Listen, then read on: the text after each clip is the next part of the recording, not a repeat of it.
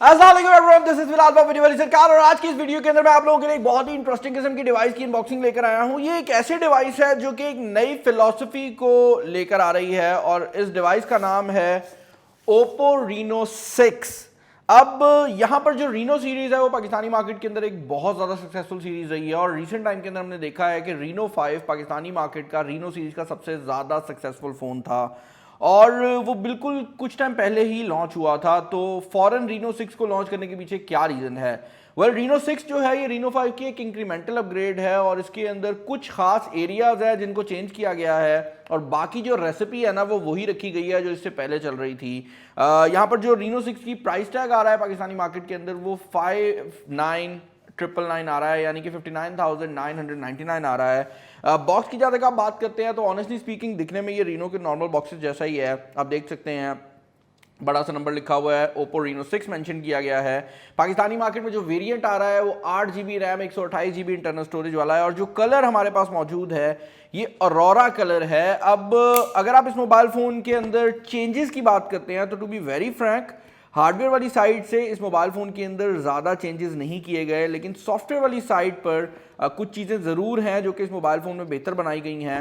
And I honestly asked Oppo about this. मैंने कहा यार आप लोगों ने सॉफ्टवेयर को इतना ज़्यादा अपग्रेड किया है, हार्डवेयर में आपने अपग्रेड्स क्यों नहीं किए? तो उस पर उनका रिप्लाई कुछ इस तरह करके था कि यार हमने ये इंक्रीमेंटल अपग्रेड इसलिए दी है क्योंकि कुछ नई चीज़ें थी जो कि हमारे पास पाइपलाइन में पड़ी हुई थी, तो इंस्टेड के हम उसको नेक्स्ट जनरेशन में लेकर आते और उस टाइम तक अपने कंज्यूमर को रोकते, हमने जिस रेंज में Reno 5 चल रहा था उसी रेंज में Reno 6 लॉन्च करने का फैसला किया ताकि वो जो नए फीचर्स हैं वो यूजर्स तक पहुंचाए जा सकें। बॉक्स जो है वो टिपिकल ओप्पो का जो प्रीमियम बॉक्स है वो है ब्लैक कलर के अंदर। खोल लेते हैं भाई इसको। एंड बड़े अरसे बाद कोई बॉक्स मिला है जो कि बड़ा आसानी से स्लाइड हो रहा है, वरना बॉक्सेस में जो लो क्वालिटी बॉक्सेस होते हैं वो इनका यहीं से पता लग जाता है कि जब आप उसको उठाते हैं तो वो इजीली लिफ्ट ऑफ नहीं होता। सब कुछ ब्लैक कलर के अंदर है और ये कोई नया मटेरियल भी दिया गया है। इसको हम ओपन कर लेते हैं। यहाँ पर आपको सिम इजेक्शन पिन मिल जाती है, कुछ पेपर वर्क देखने को मिल जाता है और उसके अलावा एक सिलिकॉन केस है और फर्दर इन द बॉक्स आपको आपकी डिवाइस देखने को मिल जाती है जिसके अंदर कुछ हाइलाइट्स मेंशन किए गए हैं। अब यहाँ पर बोके फ्लेयर पोर्ट्रेट अवेलेबल है जो कि एक नया फीचर है इस मोबाइल फोन के अंदर। उसके अलावा ultra night video, live HDR मौजूद है, पोर्ट्रेट ब्यूटिफिकेशन वीडियो दी गई है और बाकी वो फीचर्स हैं जो कि इससे पहले हम Reno 5 में देख चुके हैं, टेस्ट आउट भी कर चुके हैं, जिसमें 50 वॉट की फ्लैश चार्जिंग है, 90 हर्ट्ज का रिफ्रेश रेट है और 64 मेगापिक्सल का AI क्वाड कैमरा है।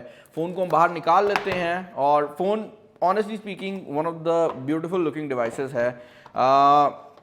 बॉक्स के अंदर फर्दर देख लेते हैं क्या मिल जाता है आपको। क्या मिल रहा है भाई? आपको एक केबल देखने को मिल रही है जो कि इस बार वूक 4.0 को सपोर्ट करती है और ये केबल दिखने में काफ़ी ज़्यादा डिफरेंट है।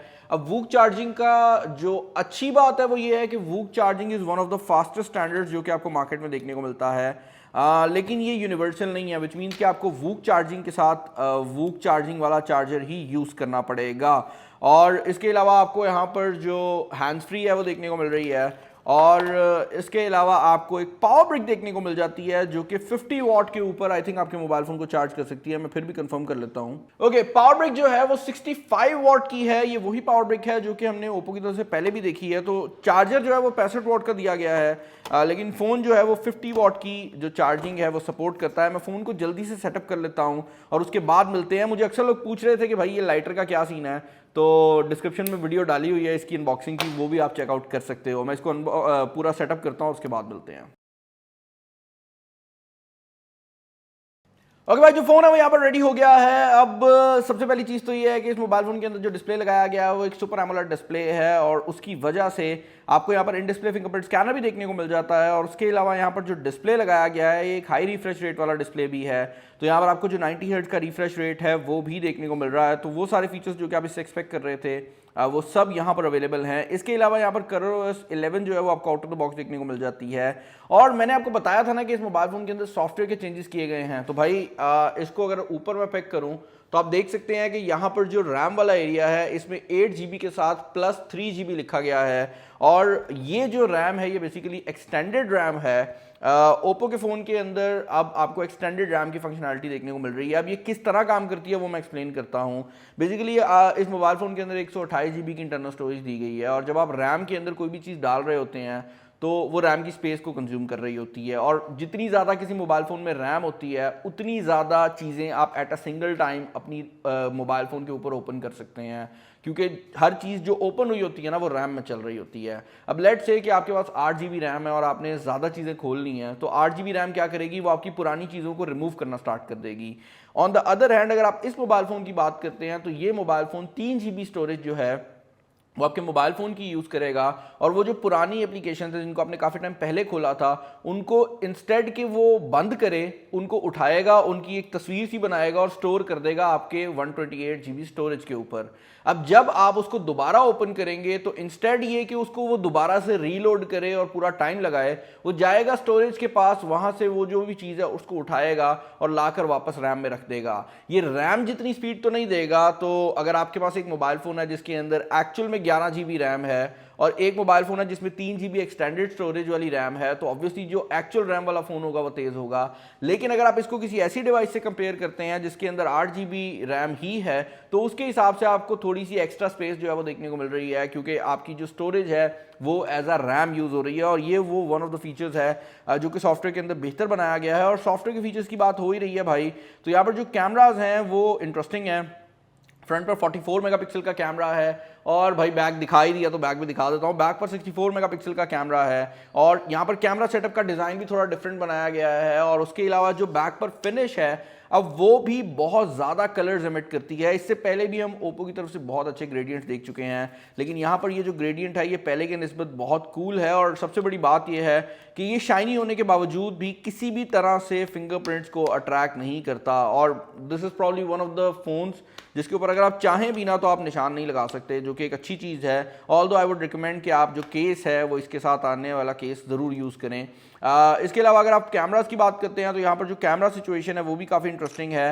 इस मोबाइल फ़ोन के अंदर एक नई चीज़ दी गई है जिसको ओप्पो जो है वो बोके फ्लेयर कहती है। बेसिकली इसके अंदर होता ये है कि जब आप फ्लेयर को ओपन करेंगे तो आपके बैक पर मौजूद जो लाइट्स हैं उनको ऑटोमेटिकली चेंज कर दिया जाता है, और ये प्रोसेसिंग जो है जब हो रही होती है तो आपको रियलाइज़ भी हो रहा होता है कि ये प्रोसेसिंग हो रही है। और नॉर्मल तस्वीर के जो बैकग्राउंड है उसके अंदर मौजूद लाइटिंग जो है वो खूबसूरत लगने लग जाती है, ये बड़ी आर्टिस्टिक सी लुक दे देती है। अब ये जो फीचर है ना ये असल में जो महंगे कैमराज होते हैं या जो लेंसेज अच्छे होते हैं उनमें जेन्युइनली आता है, लाइक वो एक्चुअल में वैसा कर सकते हैं। यहाँ पर ये फीचर सॉफ्टवेयर के थ्रू इंप्लीमेंट किया गया है, जिसका मतलब ये है कि ये थोड़ा सा ज़्यादा अननेचुरल ज़रूर लगता है लेकिन ये बहुत आसान है यूज़ करने में, और ये आप किसी भी सिनेरियो में यूज़ कर सकते हैं। और ये चीज़ ओप्पो पहले ही कर रहा था कि आपके फोरग्राउंड को बैकग्राउंड से सेपरेट कर रहा था, तो बस अब उन्होंने किया ये है कि जहाँ पर पहले वो सिर्फ आपकी शक्ल को एडिट करते थे, अब आपका जो बैकग्राउंड है उसको ब्लर करने के बजाय उसको भी प्रॉपरली एडिट किया जा रहा है, और उसके अंदर भी जो फ्लेयर्स हैं वो डाली जा रही हैं। अब ये जो फ्लेयर वाला मोड है इंटरेस्टिंगली ये वीडियो के अंदर भी अवेलेबल है, तो अगर आप वीडियो मोड के अंदर जाते हैं और ऊपर से बोका का जो ऑप्शन है उसको अनेबल करते हैं तो उस टाइम पर भी आप इस मोड को यूज़ कर सकते हैं। और ये बोका फ्लेयर वीडियो जो है ये भी अवेलेबल है सेटिंग के अंदर। अब ऑब्वियसली इसको मैं टेस्ट आउट करने वाला हूं तो मैं अभी इसके ऊपर कोई खास ओपिनियन नहीं दूंगा, लेकिन मैं ये ज़रूर बता सकता हूं कि इसके अंदर बोका वीडियो और उसके अलावा अल्ट्रा स्टेडी वीडियो जो है वो दोनों अवेलेबल हैं। As far as the battery capacity is concern तो ये मोबाइल फ़ोन एक काफ़ी स्लिम डिवाइस है, विच मीन्स कि यहाँ पर जो बैटरी है वो 4300 mAh के करीब लगाई गई है। लेकिन इस मोबाइल फ़ोन के अंदर फास्ट चार्जिंग अवेलेबल है, तो आपको उस साइड से भी कोई सरप्राइजेस नहीं आने वाले। एंड इस मोबाइल फ़ोन के बारे में अगर आप मेरे फाइनल ओपिनियन जानना चाहेंगे तो आई वुड से दिस, इसका जो हार्डवेयर है वो अगर आप ऑन पेपर देखेंगे तो आपका पहला सवाल उठेगा कि यार ये रीनो 5 से किस तरह से डिफरेंट है, क्योंकि ऑनेस्टली स्पीकिंग हार्डवेयर में कोई चेंजेस ज़्यादा किए ही नहीं गए। वही स्नैपड्रैगन 720G लगाया गया है, वही सेंसर्स लगाए गए हैं और मोर और लेस वही चार्जिंग टेक्नोलॉजी लगाई गई है। थोड़ा बहुत बैक पे डिफरेंस ज़रूर दिया गया है, लेकिन जब आप इसको देखते हैं दूसरे पर्सपेक्टिव से कि अभी तक मार्केट में रीनो 5 की सेल इतनी अच्छी थी और ओप्पो ने रीनो 5 को थोड़ा सा बेहतर बनाकर उसी रेंज में लॉन्च कर दिया है, तो उस हिसाब से जो है ये फ़ोन डेफिनेटली एक वेलकम एंट्री है। चैनल पर नया, चैनल को सब्सक्राइब कर लीजिएगा। इस मोबाइल फ़ोन को मैं और इन डेप्थ चेक करना ज़रूर चाहूँगा, क्योंकि इसके अंदर कुछ और चीज़ें भी हैं जिनको टाइम लगाकर चेक करना पड़ेगा, तो उसके लिए आपको नोटिफिकेशंस को ऑन करना पड़ेगा। काफ़ी मज़ेदार कंटेंट आ रहा है। अपना ख्याल रखिएगा, किसी नेक्स्ट वीडियो में मुलाकात होगी। This is Bilal signing off. अल्लाह हाफ़िज़।